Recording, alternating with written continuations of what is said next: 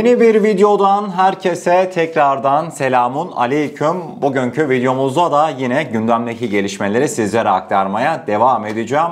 Kıymetli dostlar, bugünkü videomuza geçmeden önce beğeni ve yorumlarınızı eksik etmediğiniz için şimdiden çok teşekkür ederim diyorum ve bugünkü ilk konu başlığımıza geldiğimizde hep birlikte bir 2022 yılına döneceğiz. Hatırlar mısınız? 2022 yılında Ukrayna-Rusya savaşı devam ederken Baykar Ukrayna'ya 3 adet Bayraktar TB2 silahlı insansız hava aracını toplanan bağışlar sonrasında hediye etmişti. Biz bağışla toplanan parayı istemeyiz. Gidin işte siz o parayı başka yere harcayın Ukrayna ordusunun yararına deyip bizzat ücretsiz bir şekilde vermişti Bayraktar TB2'leri. Bu konuda önemli gelişmeler var. İlk konu başlığımızda Baykar'ın hediye etmiş olduğu Bayraktar TB2'ler için normalde toplanan paranın Ukrayna tarafından nereye aktarılıp daha sonrasında ne olduğuna göz atacağız. Detaylar bir karşımıza gelsin. Ukrayna'da neler yaşanmış hep birlikte öğrenelim. ...2022 yılı yaz aylarında çeşitli Avrupa ülkeleri cepheyi kasıp kavuran Bayraktar TB2 SİHA'ları Baykar şirketinden satın alıp Ukrayna'ya vermek için bağış kampanyası düzenliyordu. Rus işgaline karşı direnişin sembolü haline gelen Türk SİHA'ları bu kampanyalar vesilesiyle Kiev'e akmaya devam etmişti. Ancak Baykar şirketi toplanan miktarın satın alabileceğinden daha fazla sayıda Bayraktar TB2'ye Ukrayna'ya ücretsiz gönderiyor. Bağış paralarının ise Ukrayna halkı için harcanmasını istiyordu. Haluk ve Selçuk Bayraktar kardeşlerin Ukrayna halkının gönlünde taht kurduğu o dönem Bayraktar TB2 edinebilmek için Kiev'de para toplamaya girişen birisi daha vardı. Ünlü televizyon sunucusu Serhiy Pirtula. Serhiy Pirtula, Ukraynalı televizyon yıldızı Pirtula kısa zamanda büyük ilgi toplayan çevrimiçi bağış kampanyasında 20 milyon dolar biriktirmişti.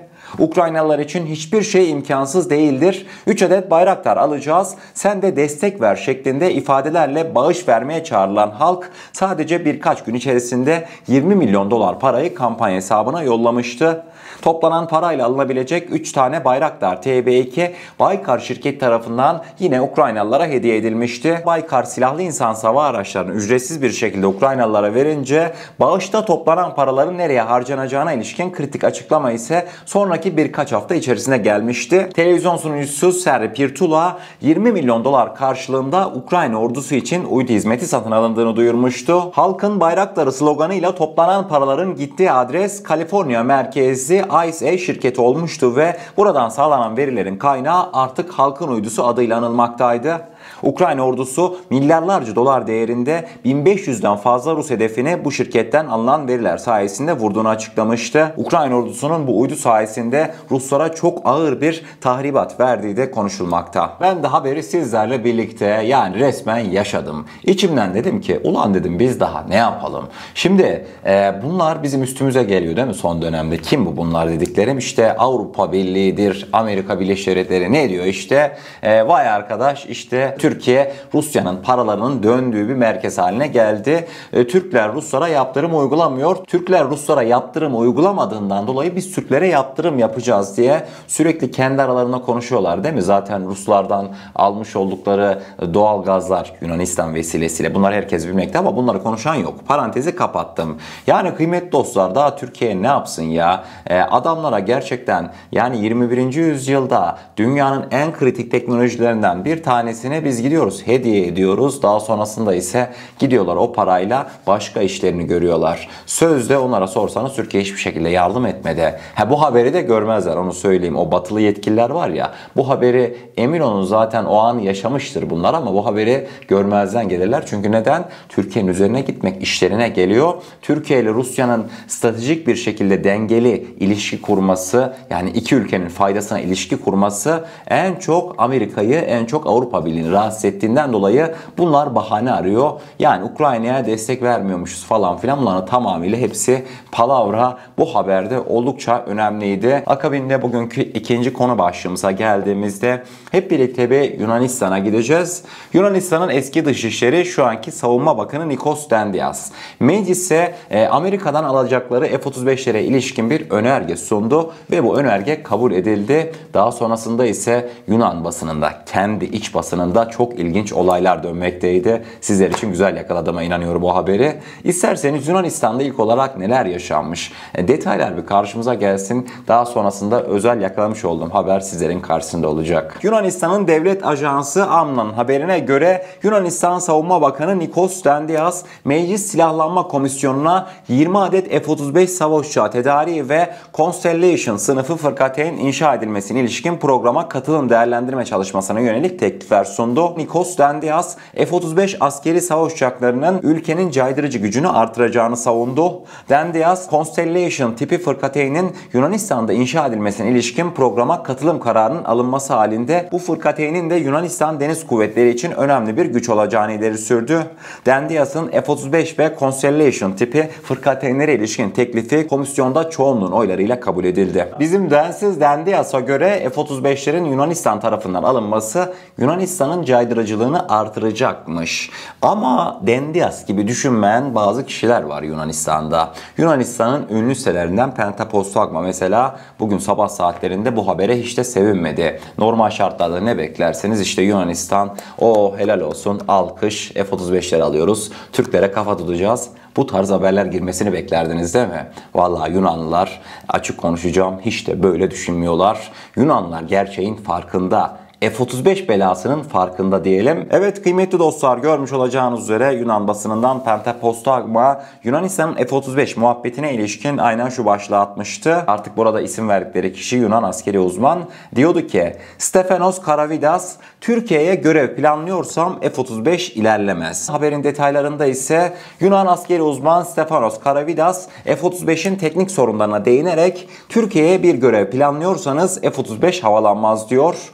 Birleşik Arap Emirlikleri gibi sert bir güvenlik kültürüne sahip bir ülke neden F-35 programından geri adım atıp 80 adet Rafael almaya yöneldiğini askeri uzman merak ediyor diye Yunan basını kısa haberini sonlandırmıştı. Yunan hükümeti artık Yunan halkını özellikle de Yunan basınını uyutamıyor. Gerçeklerin farkındalar. Onlar da biliyor F-35'in Türkiye'ye karşı hiçbir işe yaramayacağını, F-35'in kalkış şifresi olmadan yani motorunu çalıştırmayı bıraktım elektronik sistemlerinin dahi 10 pozisyonuna geçmeyeceğini çok iyi biliyorlar. Bundan dolayıdır ki zaten F-35'i almayalım, Birleşik Arap Emirlikleri gibi gidelim bize Rafael'e yönelelim. Fransızlarla zaten aramız iyi.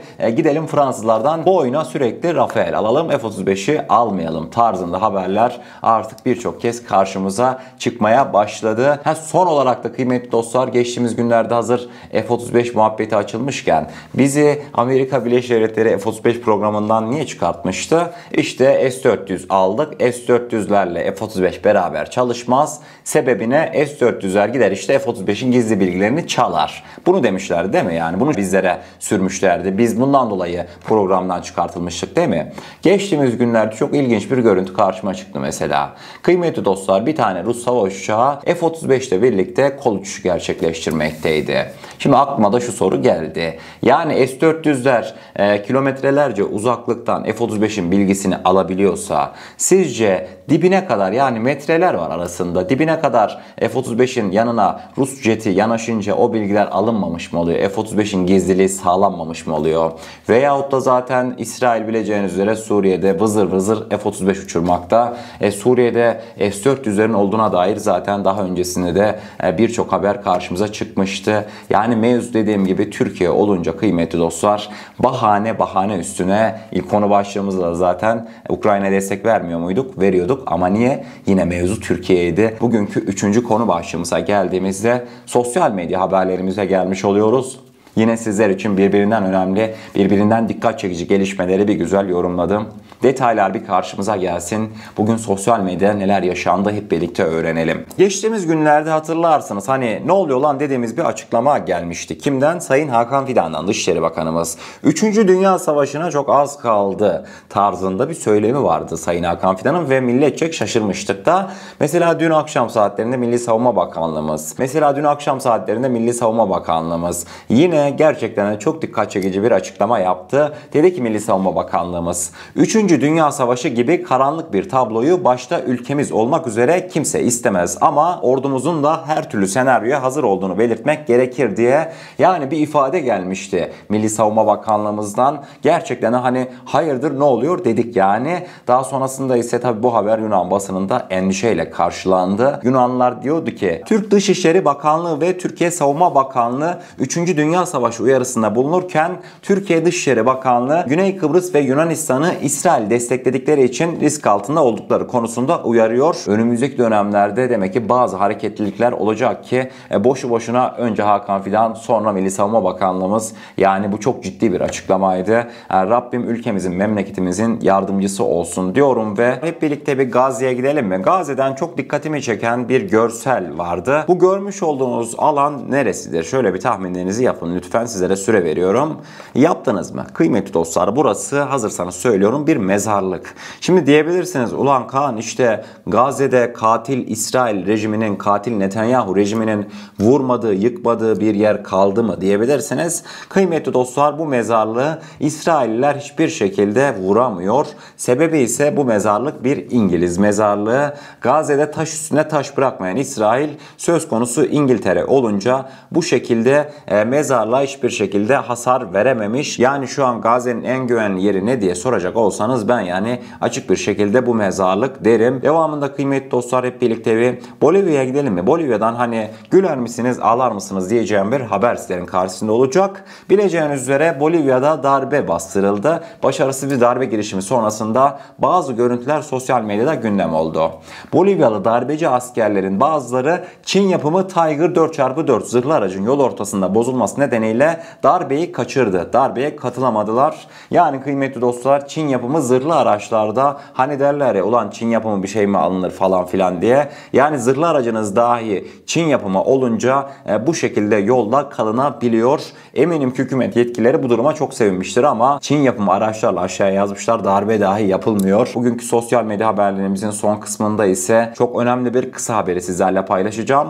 Kıymetli dostlar, Malatya'ya gidiyoruz. Malatya İnönü Üniversitesi'nde görev yapan akademisyenler hava araçlarının lazer silahlarına karşı koruyacak yenilikçi bir kompozit malzeme geliştirdiğini duyurdu. Görmüş olacağınız üzere malzemenin yüksek ısıya dayanıklı olduğu belirtilmekteydi. Özellikle şu son dönemde lazer teknolojisinin hava savunma sistemleri üzerindeki etkisi göz önüne alındığında bu sistem gerçekten de lazer silahlarına karşı Türk insansız hava araçlarını neden koruyamasın düşüncesi de benim kafamda oluştu. Akademisyen hocalarımıza çok teşekkür ediyorum. İnşallah bu projenin üzerine düşülür. Vallahi bir şey diyeyim mi? Sizlere son aktarmış olduğum haberi hiç öyle basite almayın. İşte Malatya'dan, İnönü'den ne alaka, böyle bir teknoloji çıkar mı? Şöyle olaya bir geniş perspektiften baktığımızda özellikle de hava savunma sistemlerinin maliyeti bileceğiniz üzere yani cebi yakıyor. Bir tane hava savunma füzesini dahi atarken 50 kere düşünüyorlar yani şu an ülkeler.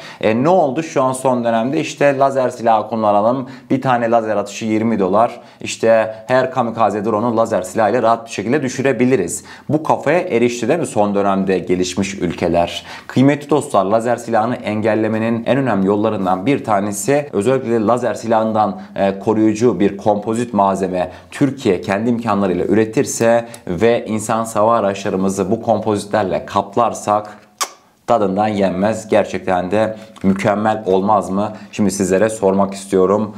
Bu konunun özel takipçisi olacağım. Bence çok önemli bir gelişmeydi. Sizlerle paylaşmak istedim diyorum ve bugünkü videomuzun da sonuna gelmiş oluyoruz. Eğer kanalımıza ilk defa gelmekteyseniz kanalımıza abone olarak bizlere destek olabilirsiniz. Videomuza gerçekten beğenmişseniz aşağıda bulunan beğen butonuna basarsanız bizleri oldukça mutlu edersiniz. O zaman ne diyelim? Kendinize çok iyi bakın. Allah'a emanet olun. Her şey istediğiniz gibi olsun. Sağlıcakla.